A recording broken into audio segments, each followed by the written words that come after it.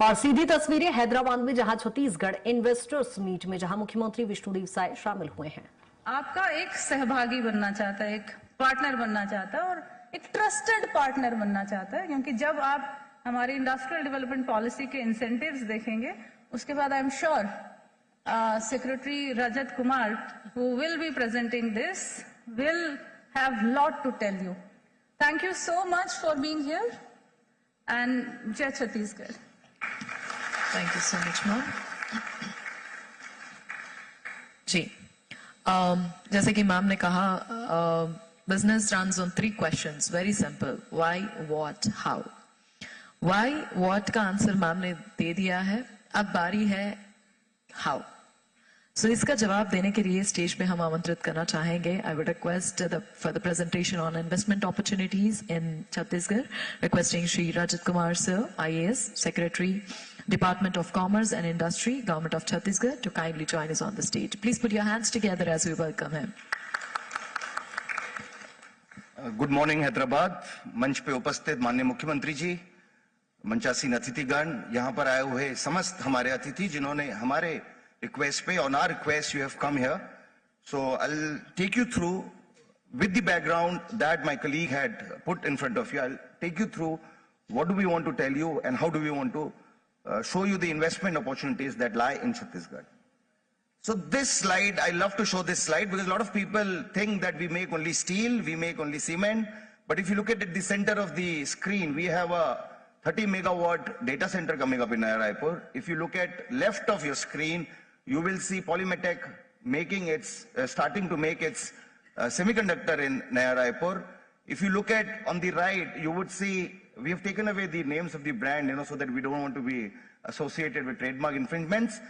We have Ras Group, which makes its cosmetics in oils in Chhattisgarh. We have Manorama Group, which actually provides cocoa butter and shea butter to all the chocolate and cosmetic manufacturers in the country, in the world.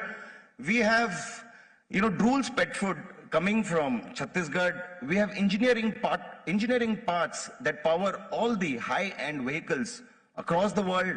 We have solar panels being manufactured. We have plastics. We have textiles. We have steel of all kind. Every time that you feel proud that your country is. और ये investor summit की आप तस्वीरें देख रहे हैं जहां मुख्यमंत्री विष्णुदेव साय शामिल हैं और इसी पर सहयोगी दिलीप हमारे साथ ज्यादा चर्चा के लिए जुड़े हुए हैं. दिलीप, जिस तरह से देख रहे हैं छत्तीसगढ़ में इस समय विकास की बयार है, अब उद्योग के क्षेत्र में भी छत्तीसगढ़ जहां विकास करने की राह पर चल पड़ा है, ऐसे में ये कार्यक्रम कितना इंपॉर्टेंट माना जाए?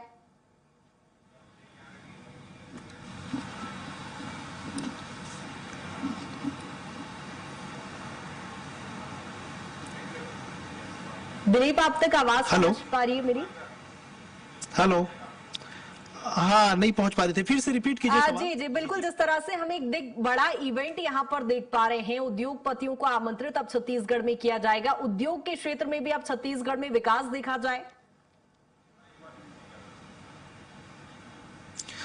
जी बिल्कुल कृतिका, जिस तरह से अलग अलग प्रदेशों में, अलग अलग जो शहरों में, अहमदाबाद, मुंबई, दिल्ली, बेंगलुरु, जापान और दक्षिण कोरिया में अब तक इन्वेस्टर कनेक्ट मीट हो चुका है. अलग अलग संवाद उद्योगपतियों के साथ किए हैं और इस कड़ी में सरकार का दावा है कि अभी तक छत्तीसगढ़ में 8 लाख करोड़ से अधिक के निवेश प्रस्ताव आ चुके हैं.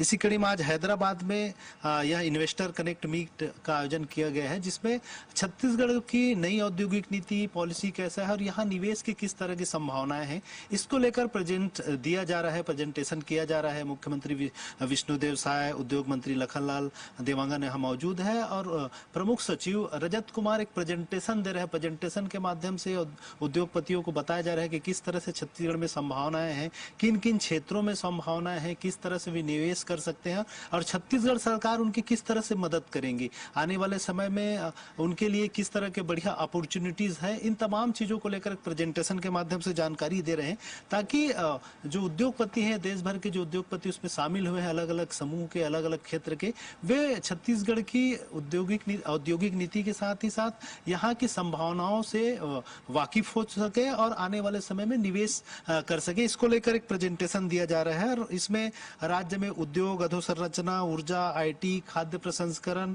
और खनिज आधारित क्षेत्रों में निवेश के व्यापक आसार है, व्यापक संभावनाएं हैं, अवसर है, इनको लेकर जानकारी दी जा रही है। निश्चित तौर पे यह इन्वेस्टर कनेक्ट आने वाले समय में छत्तीसगढ़ के लिए मील का पत्थर साबित हो सकता है।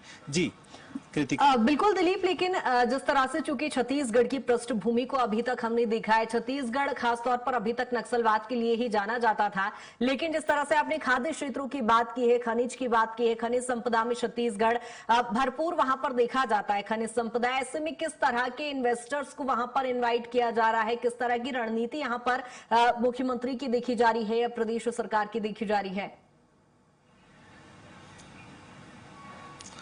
जी बिल्कुल कृतिका, आपने जिस तरह से अभी हमको मालूम है कि बस्तर से लगभग नक्सलवाद खत्म हो चुका है और बस्तर के लिए एक प्रॉपर रोड मैप भी सरकार की ओर से तैयार की गई है। वहां पर खनिज संसाधन के भरपूर है और अलग अलग खनिज संसाधनों के लिए तो बड़े कारपोरेट की जरूरत ही है। इसके अलावा लघु वनोपजों की भरमार है वहाँ, इमली, आम, खजूर, चिरौंजी सहित तमाम तरह की जो चीजें हैं, छोटे छोटे वनोपज है, लघु उपज है, औषधि पौधे हैं, तमाम तरह की चीजें हैं, उन क्षेत्रों में भी अपार संभावनाएं हैं।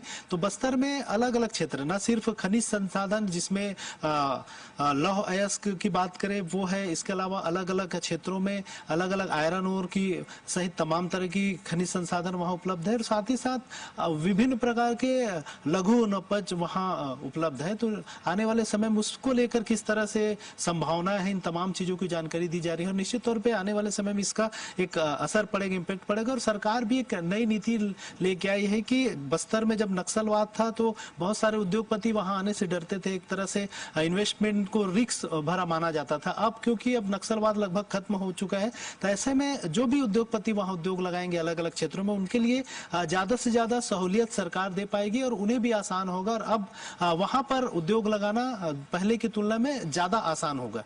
जी बिल्कुल दिलीप, जिस तरह से चूंकि प्रदेश सरकार का चहुं और विकास का एक बड़ा लक्ष्य सरकार लेकर चल रही है, लेकिन यदि जहां तक मेरी जानकारी में है, पहली बार इतना बड़ा इवेंट हम वहां पर देख पा रहे हैं इन्वेस्टर समिट को लेकर खास तौर पर। ऐसे में उद्योगों को लेकर क्या सरकार उसके लिए तैयार है, किस तरह से काम किए जाएंगे, शासन प्रशासन के स्तर पर किस तरह से काम किए जाएंगे, तो क्या आगे की रणनीति बनाई गई है इसको लेकर? जहां मुख्यमंत्री वहां पर पहुंचे हुए हैं, किस तरह के उद्योगपति वहां पर आएंगे, कौन से उद्योगों को प्राथमिकता दी जा रही है, क्योंकि खासतौर पर बस्तर के विकास पर इस समय सभी की निगाहें हैं।